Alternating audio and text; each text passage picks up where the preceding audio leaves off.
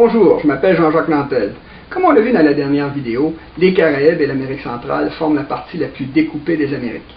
De plus, au 15e siècle, elles étaient en contact rapproché avec les empires aztèques et incas qui avaient été créés par des civilisations qui avaient déjà atteint le stade national, c'est-à-dire qu'elles avaient créé des nations avec une foule de tribus éparses et qu'elles avaient construit des métropoles et des réseaux de routes qui permettaient de concentrer la richesse de ces deux pays. Quand les Espagnols ont conquis ces métropoles, ils ont pu prendre le contrôle d'immenses territoires d'une frontière à l'autre, ce qui a mené finalement à la création des populations métissées de l'Amérique latine actuelle. L'Amérique du Nord et ses populations avaient des caractéristiques à peu près inverses. D'abord, l'Amérique du Nord est le continent le plus massif, la partie la plus massive du continent de l'Amérique. Deuxièmement, jusqu'au XVIIe siècle, la forêt arrivait jusqu'aux côtes atlantiques. Enfin, les populations aborigènes d'Amérique du Nord étaient encore attardées au stade tribal, c'est-à-dire qu'elles étaient encore toutes divisées en tribus et qu'elles n'avaient donc pas pu construire un réseau de routes et des métropoles qu'il aurait suffi de conquérir pour prendre le contrôle d'un immense pays. Bien sûr, il y avait des rivières et des fleuves qui pénétraient loin à l'intérieur des terres. Cependant, comme la forêt arrivait jusqu'à leur rive et qu'elle était infestée par des dizaines de milliers de guerrieros qui connaissaient le pays comme le fond de leur poche, tout ça a beaucoup découragé toute tentative de conquérir l'Amérique du Nord. Il a fallu attendre le début du XVIIe siècle pour que des puissances atlantiques européennes, la France, l'Angleterre, la Suède, la Hollande, tentent le coup en allant fonder des colonies le long de la côte atlantique de l'Amérique du Nord. La conquête du continent était tellement lente que pendant 150 ans, il allait être le théâtre de 3 guerres parallèles imbriquées. La première qui opposait les tribus amérindiennes entre elles, la deuxième qui opposait la France à l'Angleterre, la troisième qui opposait le peuple québécois naissant au peuple américain naissant. Le conflit qui opposait les tribus amérindiennes entre elles était bien sûr le plus ancien sur le continent. Contrairement à ce que les gens pensent, les libres Indiens de la forêt n'étaient pas du tout libres de se promener à leur gré sur le continent. Au contraire, chaque tribu possédait un territoire précis avec des frontières qu'il fallait défendre avec acharnement, de peur de se faire voler ses moyens de subsistance. Quand on voulait traverser le territoire d'une autre tribu, il fallait demander la permission et payer l'équivalent d'une taxe. Bien sûr, il y avait du commerce qui se faisait entre les tribus indiennes, mais les populations étaient tellement petites qu'ils s'enrichissaient d'un commerce de faible amplitude qui suivait les rivières, les fleuves, les lacs du continent. Le deuxième conflit qui a ensanglanté l'Amérique du Nord pendant 150 ans, c'est celui qui opposait l'Angleterre à la France. Il s'agissait bien sûr d'un conflit européen qui avait été transposé en Amérique. Il opposait une grande puissance continentale comme la France, qui avait une vingtaine de millions d'habitants, à une petite puissance maritime comme l'Angleterre, qui en avait seulement quelques millions. Pendant les 150 ans de conflit en Amérique du Nord, aussi bien les Français que les Anglais n'allaient jamais cesser de penser de se battre à l'européenne en fonction de stratégies qui obéissaient à ce qui se passait en Europe.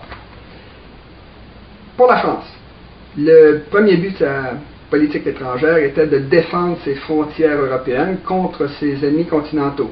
L'Angleterre avait le même but, mais comme il s'agissait d'une île, elle investissait massivement dans sa flotte qui n'avait qu'à patrouiller dans la Manche pour protéger ses côtes et sa population. Depuis, l'Angleterre avait pour politique d'empêcher une grande puissance européenne de s'installer aux embouchures de l'Escaut et du Rhin, deux fleuves européens qui débouchaient en face des côtes anglaises. L'Angleterre favorisait toujours la création d'États tampons, ça aussi bien dans les Pays-Bas que dans la future Belgique. Pour parfaire le système, à chaque fois qu'il y avait une guerre européenne, l'Angleterre s'alliait et finançait le plus faible des deux adversaires de façon à maintenir l'équilibre des forces. Quand les deux adversaires s'étaient suffisamment affaiblis, l'Angleterre intervenait massivement avec ses soldats pour gagner la guerre et imposer une paix qui servait ses intérêts. Lors des négociations de paix, les alliés continentaux de l'Angleterre étaient ordinairement déçus, étant donné que celle-ci cherchait à maintenir l'équilibre des forces sur le continent, si nécessaire en sacrifiant les intérêts de ses alliés. Le but secondaire de l'Angleterre était d'obtenir des avantages dans les colonies, dont elle tirait beaucoup de ressources grâce à sa flotte notamment.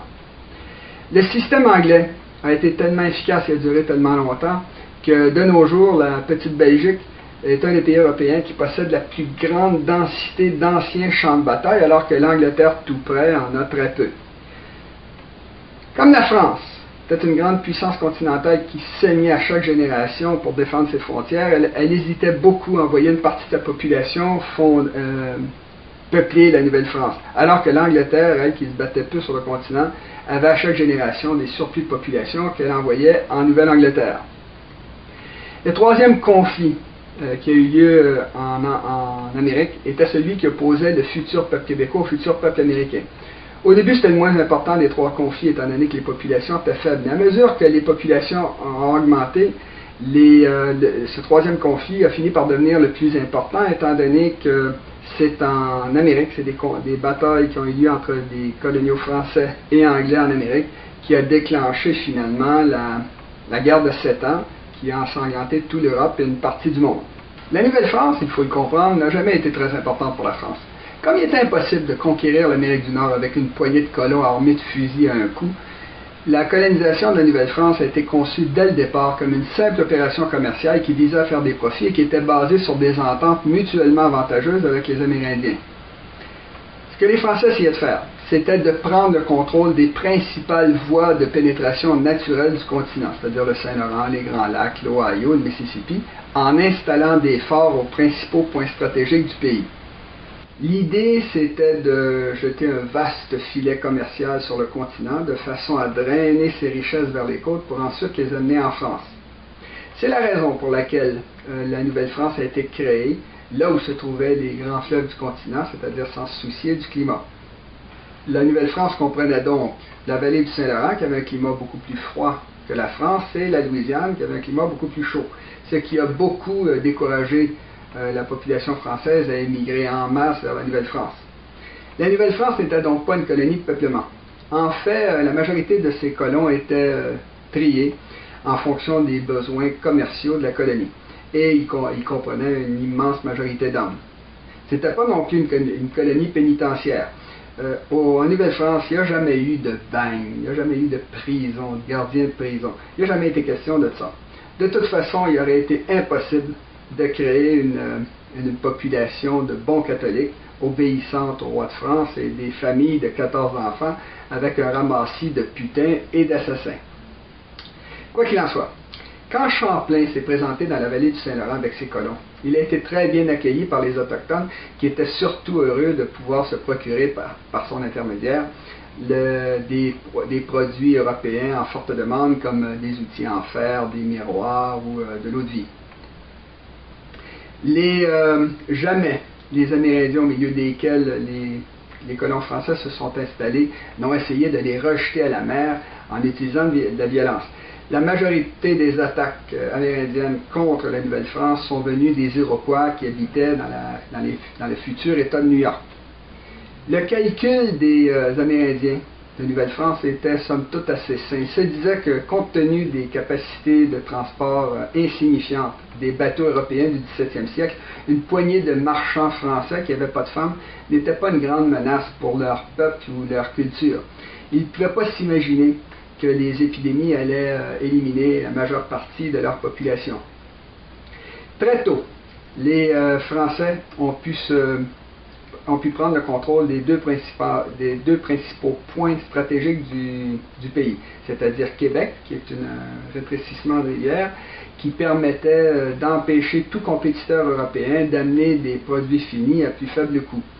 Et également Montréal, qui était situé plus à l'ouest et qui permettait de contrôler la sortie des matières premières, essentiellement les fourrures, que les Amérindiens allaient chercher un peu partout en Amérique du Nord. C'est dans ce pays naturel, qui était situé entre Québec et Montréal, que s'est développée la Nouvelle-France et qui forme aujourd'hui le cœur du Québec moderne. Les produits européens étaient tellement en demande en Amérique du Nord que les tribus amérindiennes de l'Ouest qui s'en procuraient en faisaient également commerce avec des tribus amérindiennes qui étaient situées encore plus à l'Ouest.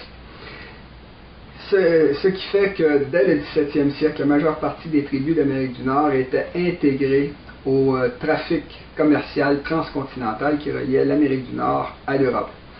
Les profits tirés par les Amérindiens du commerce des produits européens étaient tellement importants que ça a exacerbé les vieilles oppositions entre les tribus indiennes qui existaient avant la venue des Français. En fait, certaines tribus ont décidé d'essayer d'augmenter leur profit en essayant d'éliminer leurs compétiteurs et pour prendre le contrôle des principaux points stratégiques de l'intérieur du continent. Si les Iroquois se sont montrés si agressifs avec les Français et leurs alliés, c'est parce que les 5 tribus iroquoises habitaient dans la fameuse vallée de la Mohawk dont on a déjà parlé. Ces tribus-là habitaient entre la rivière Hudson et le lac Ontario, ce qui fait que les Iroquois ont eu l'idée d'essayer de prendre le contrôle des 3 principales vallées qui permettaient au commerce des fourrures d'atteindre les côtes atlantiques et donc l'Europe, c'est-à-dire la vallée de l'Hudson, la vallée de la Mohawk qu'ils tenaient déjà et la vallée du Saint-Laurent, d'où leurs multiples attaques sur la Nouvelle-France. La grande loi de la paix de Hiawatha le fédérateur, le grand chef qui a convaincu 5 tribus iroquoises, bientôt 6, de se confédérer, n'a pas abouti à une paix généralisée, mais plutôt à des génocides, notamment celui qui s'est produit dans les environs du lac Huron entre 1648 et 1653 contre les Hurons, les Pétuns et les Neutres. Comme les Iroquois s'étaient lancés à la conquête de l'ensemble du bassin des Grands Lacs, ils ont fini par attaquer plusieurs autres tribus, dont les Outaouais, les Eриers, les Illinois, etc. C'est pour des raisons purement commerciales que les Iroquois se sont comportés d'une façon aussi violente.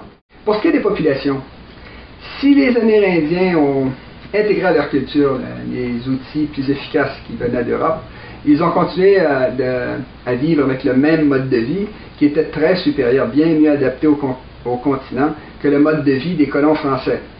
Ces derniers ont fait exactement la même chose. Ils ont intégré à leur culture les meilleurs outils inventés par les Amérindiens. Les canoës, les raquettes, les mocassins, l'eau d'érable, le maïs, le tabac, etc. Et ils ont également adapté au continent une foule de technologies qui venaient d'Europe. Par exemple, ils ont appris à construire des maisons plus trapues, avec des cages, avec des doubles murs, des doubles fenêtres, des doubles portes. Ils ont même adapté les animaux venus d'Europe au climat. Par exemple, le cheval canadien était beaucoup mieux adapté au climat québécois que n'importe quelle autre race de cheval. Les contacts entre les Amérindiens et les colons français étaient tellement profonds qu'il y avait un métissage généralisé dans la colonie, au point où Jean Talon se plaignait au roi de France que le tiers des colons allaient régulièrement se perdre dans les forêts pour vivre avec des Indiennes. Les 800 filles à marier qu'il a fait venir dans la colonie a servi à stabiliser la population de la Nouvelle-France entre Québec et Montréal. À l'ouest de l'Outaouais, ça a continué d'être un métissage généralisé. La colonisation de la Nouvelle-Angleterre obéissait à un principe complètement différent. Comme l'Angleterre était plus faible que la France et qu'elle avait beaucoup des surplus de population dont elle désirait se débarrasser régulièrement, c'est-à-dire des dissidents, des minorités religieuses, elle encourageait ces gens-là à aller fonder des colonies le long de la côte atlantique des futurs États-Unis, c'est-à-dire dans la même bande climatique que l'Europe occidentale, ce qui permettait aux colons de pouvoir s'adapter au pays sans avoir à changer beaucoup leur technologie. C'était donc une colonisation de peuplement et de production par une foule de gens qui avaient laissé derrière eux l'Europe avec ses problèmes, ses guerres et sa pauvreté. Il s'agissait d'une colonisation lente, sur une très petite surface, mais une colonisation totale, intégrale, qui impliquait des paysans et des femmes et qui visait à nettoyer, à enlever les écosystèmes naturels, couper les forêts et les remplacer par des champs de culture à l'européenne. Cette colonisation-là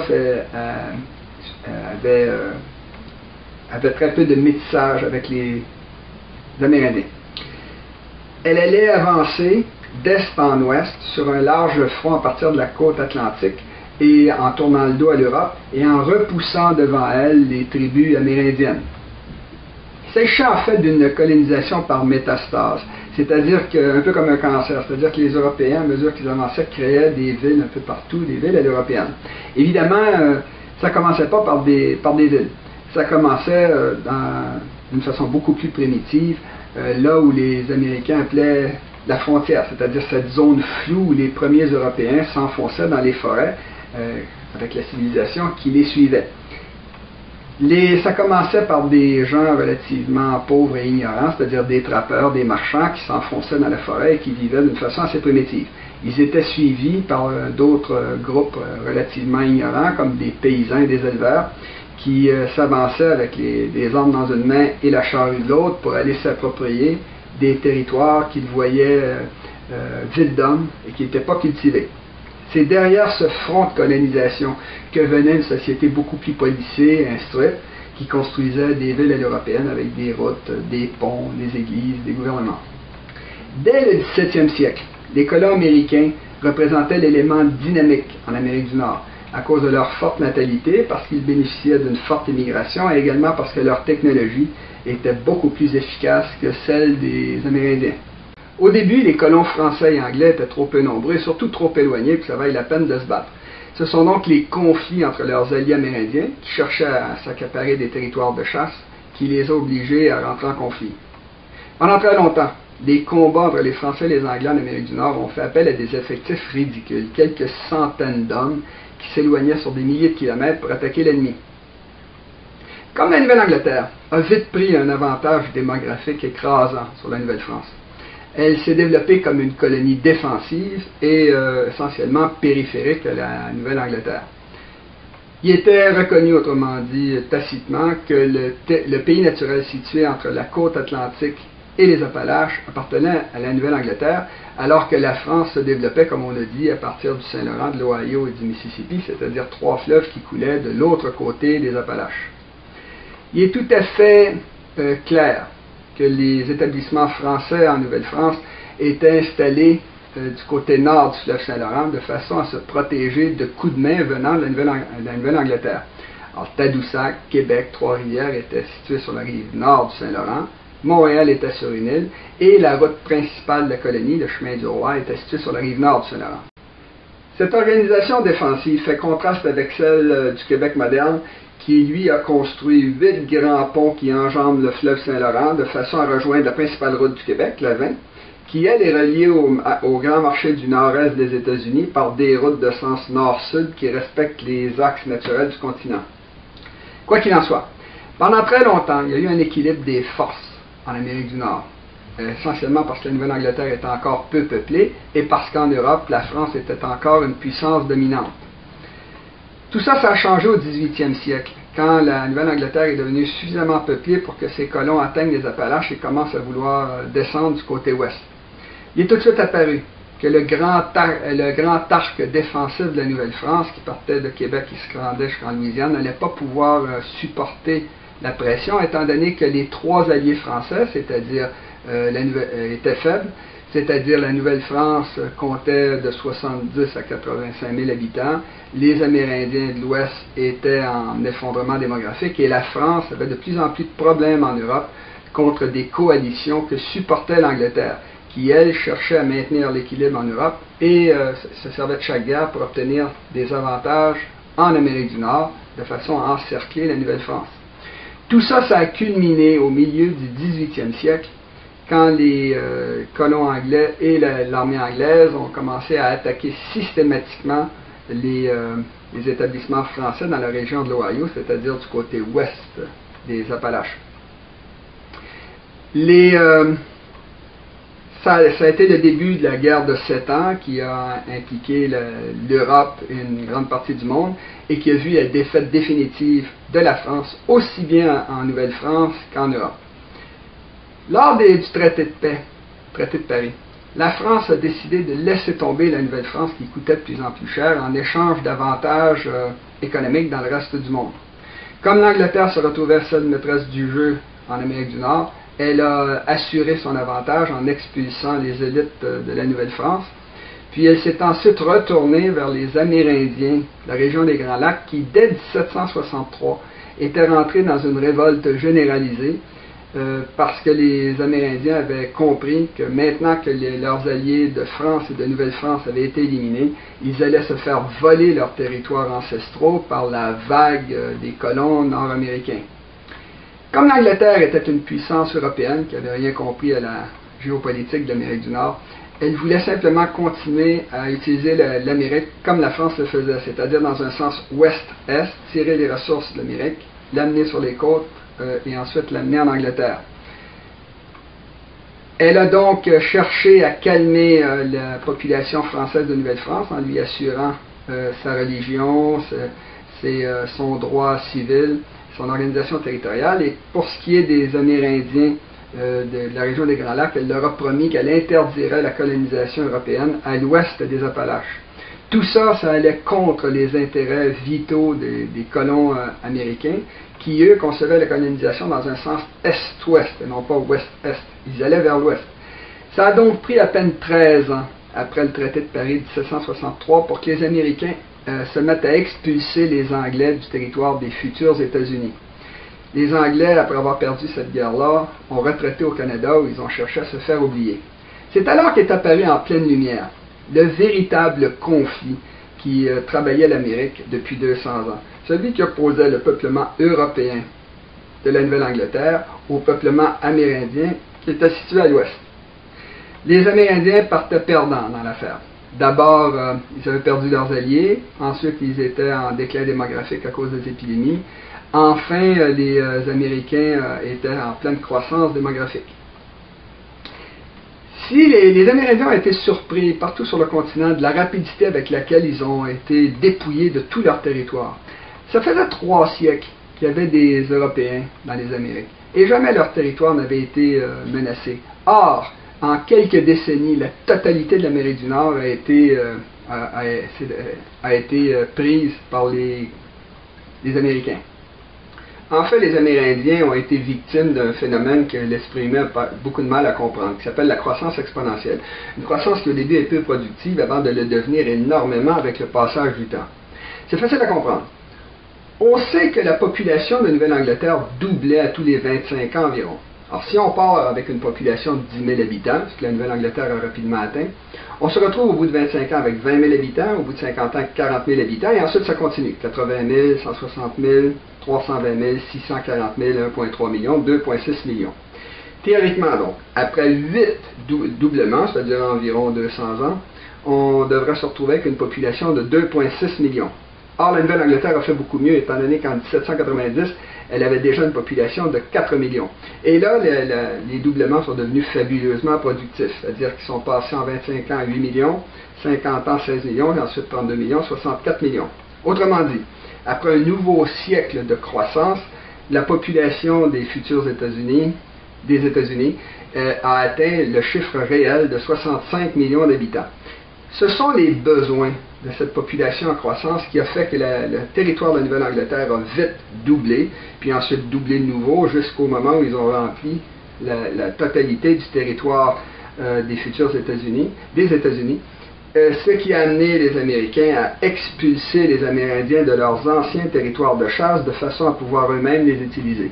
Évidemment, le peuplement du territoire américain au 18e siècle était rendu très difficile par le relief qui était très imposant, les Appalaches, les grandes forêts, les grandes plaines, les grands déserts, les montagnes rocheuses. Il était très difficile à cette époque-là, avec des chevaux et des chariots, de traverser l'Amérique. C'est la révolution industrielle qui a permis aux États-Unis de rester unis et d'organiser un peuplement d'est en ouest jusqu'au Pacifique. Il ne faut pas oublier que la guerre de sécession aux États-Unis a mis en opposition 2 pays naturels, c'est-à-dire le Nord, qui était de climat tempéré, industriel, et de peuplement européen, et le Sud, qui était multiracial, qui était agricole, qui était basé sur l'esclavage. La guerre de sécession a été la première guerre vraiment industrielle qui a fait appel à des trains, le télégraphe, des bateaux blindés, un sous-marin, des mitrailleuses, des tranchées. Comme le nord industriel était beaucoup plus peuplé que le sud agricole, il a gagné la guerre, il a conservé l'unité des États-Unis et a organisé le peuplement de l'Ouest en construisant des trains et des autoroutes. Très rapidement, les Européens, en arrivant notamment sur la côte ouest, ont développé une économie qui suivait les axes naturels du continent. C'est-à-dire que la Californie a commencé à orienter son économie vers le Pacifique, sur la côte duquel ont été construites les principales villes. Les habitants du centre du continent ont commencé à développer leur économie dans un sens nord-sud en suivant l'axe du Mississippi. Et la partie est du continent s'est orientée vers l'Atlantique, c'est-à-dire vers l'Europe. Autrement dit, des intérêts divergents et des axes divergents se sont installés en Amérique du Nord. Tout ça a été accéléré grâce à la décadence qui a affecté l'ensemble du monde occidental après la Deuxième Guerre mondiale et qui a mis un terme au mouvement européen d'est en ouest qui partait de l'Europe. Depuis 1970 environ, la carte ethnique des États-Unis est en train d'être bouleversée par une vague migratoire qui provient du tiers-monde. Les États-Unis actuels, qui ont été européennes pendant plus de 3 siècles et demi, vivent actuellement ce qu'ont vécu les Amérindiens, c'est-à-dire qu'au moment où leur population commence à s'effondrer, ils sont victimes d'une vague migratoire qui provient d'un tiers-monde qui est lui aussi en croissance exponentielle parce qu'il vient de vivre sa révolution industrielle et démographique. Il y a, comme les Mexicains sont un peuple de montagne, qui suivent naturellement les axes de leur montagne, ils ont recommencé à peupler les territoires comme le Texas, le Nouveau-Mexique, l'Arizona et la Californie, qui leur appartenaient déjà, mais qui leur ont été volés au 19e siècle à cause de la ruée européenne vers l'océan Pacifique. La Californie est déjà majoritairement latino-américaine et ce mouvement de peuplement est loin d'être terminé. Dans le nord-ouest de l'Amérique du Nord, le peuplement est de plus en plus influencé par des immigrants qui proviennent de l'Asie, de Chine, de l'Inde, des Philippines, etc. Dans le sud-est des États-Unis, le peuplement est influencé par des gens qui viennent des Caraïbes, Cuba, Haïti, El Salvador, l'Amérique latine, etc. Quant au nord-est de l'Amérique, qui est le plus proche de l'Europe, son peuplement continue d'être majoritairement européen, surtout dans les États du Nord, comme le Maine, le New Hampshire, le Vermont. Il y a tout lieu de croire que cette dernière vague de peuplement en provenance du tiers-monde va être la dernière à être aussi massive. Pour 2 raisons. D'abord, tous les habitants d'Amérique du Nord peuvent se rendre compte de l'appauvrissement rapide du continent. Deuxièmement, toutes les statistiques démographiques à notre disposition concernant la natalité, ça c'est au niveau de l'ensemble de la planète, montrent que l'humanité dans son ensemble va bientôt entrer dans une phase d'effondrement démographique généralisé. Autrement dit, à partir de ce moment-là, le peuplement de l'Amérique du Nord et du Québec aura été complété. Le continent aura été consommé. Comme à l'accoutumée, je vous laisse libre de distribuer librement cette vidéo autour de vous. Je vous en remercie à l'avance et je vous salue.